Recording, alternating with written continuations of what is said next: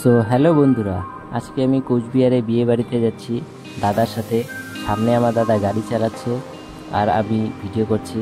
আর বাইরের দিকটা দেখতে খুব সুন্দর লাগছে, তাই আমি বাইরের জানলার দিকে চারিদিকে দেখছি আর তোমাদের জন্য আমি ভিডিওটা খুব তাড়াতাড়ি করে দেখাচ্ছি।